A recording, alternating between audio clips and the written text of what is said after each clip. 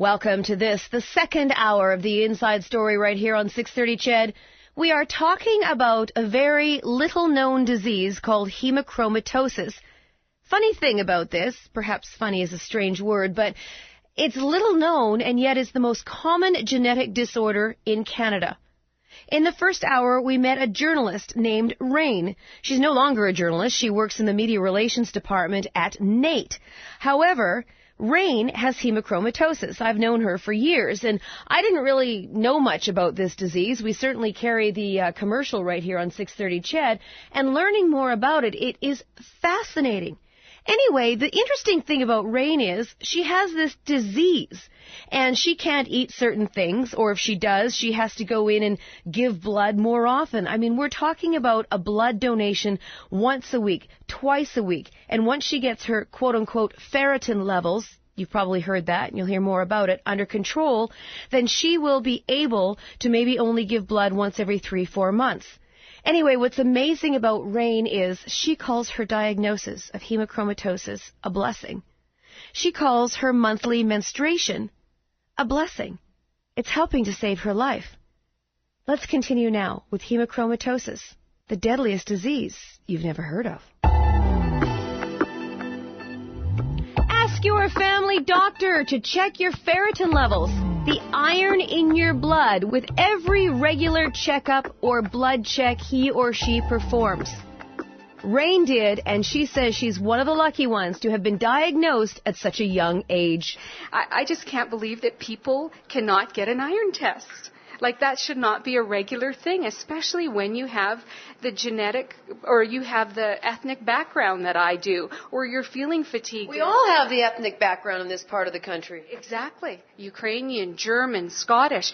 And when Irish, I heard. Irish, exactly. When I went online and I found out what hemochromatosis was when I was diagnosed, or even when it was a possibility, and I read, thank you, and I read that it was 1 in 300 and it was the most common genetic disorder in Canada, I was stunned. No, nobody's heard of it. How can that be? I don't know. And in the profession that I was in, I should have heard of it. I was up, I read I was in the news business. I did medical news. So for me, it was, I thought, how can there not be awareness about something so common? And what I've learned is that it is a relatively newly diagnosed disorder. The genetic test for it was only in the late 80s. So, and before that, like I said, I saw in the cupboard there liver biopsy trays. That's how they used to determine whether or not you actually had the genetic markers. What an amazing attitude. Hemochromatosis, the diagnosis, a blessing? The curse? A blessing? I think Rain's a blessing. Bob Rogers is the Executive Director and CEO of the Canadian Hemochromatosis Society of Canada. Now, the goal of the Canadian Hemochromatosis Society is to create awareness about this little-known yet surprisingly common disorder. In their literature, the Canadian Hemochromatosis Society writes that they want to make needles, suffering, and premature death from undiagnosed hemochromatosis a thing of the past. In the meantime, the Society provides up-to-date information through newsletters, and they provide it online. They'll also help you find a doctor in your area who treats hemochromatosis. The Society was founded in 1982 by Mari Warder. Mari's husband had this disorder, and she came from South Africa with her husband and tried to find treatment for him, and it was unavailable. She lobbied very hard for his welfare and his health, and were able to find a couple of doctors here in Vancouver who knew about the disorder. At that time, she was determined then to start something nationally and internationally that would start a group of organizations to address this concern. And from her home and with files underneath her bed, she began the Canadian Hemochromatosis Society and the International Association of Hemochromatosis Societies. And so the Canadian Hemochromatosis Society lives on. We are a national organization. We are in the process actively of registering extra-provincially. And we have newsletters that go out on every twice a year. We have electronic newsletters that go out 5 times a year. And we have a great website, which is Too Much Iron, TOO, muchiron.ca. And you will find that link to a website on our homepage at 630ched.com. We will hear more from Bob Rogers in a moment, but first, 1982 wasn't that long ago for a disease that has been around for who knows how long. And you heard Bob say that it was one woman's determination and drive that founded the society and spread the word, as only she possibly could, about the bronze killer, as she so named it, hemochromatosis. Bob Rogers mentioned Mari.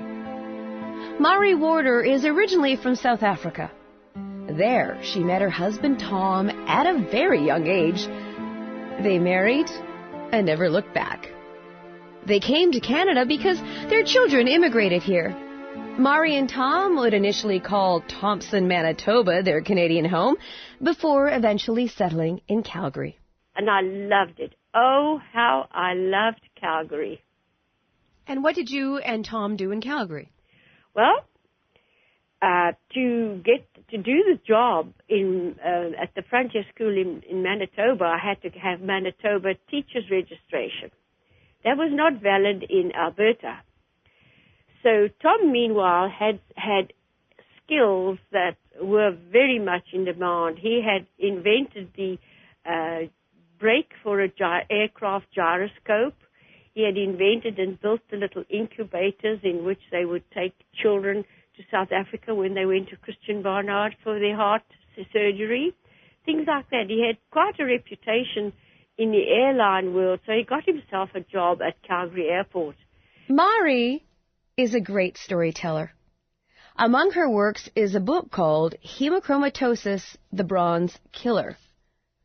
Tom Warder was very ill when they left South Africa and arrived in Canada, but the doctors never knew what was wrong. His eyesight was failing, and he developed symptoms similar to severe diabetes. He actually had diabetes, but despite their efforts, they just couldn't find either help or treatment for what was ailing Tom. Mari explains that Tom's illness first presented in about 1969. He just got sicker and sicker and sicker. He had no eyelashes, no body hair.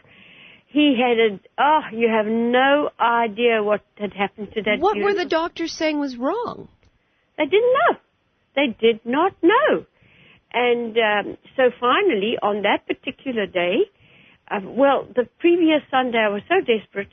You see, if you worked for an airline there, for instance, you had to go to the airline doctors.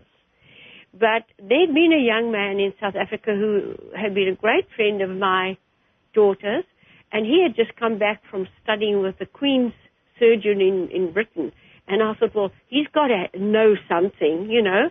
I appealed to him. I said, you've got to help me. I said, Tom is dying.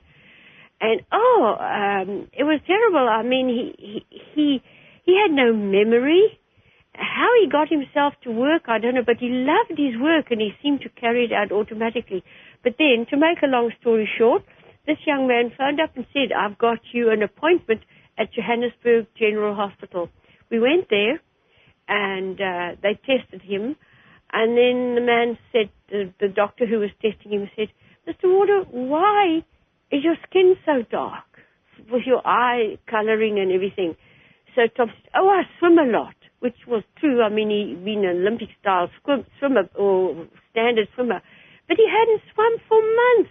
Anyway, the man just shook his head. He said, Mr. Warder, one doesn't tan between your fingers.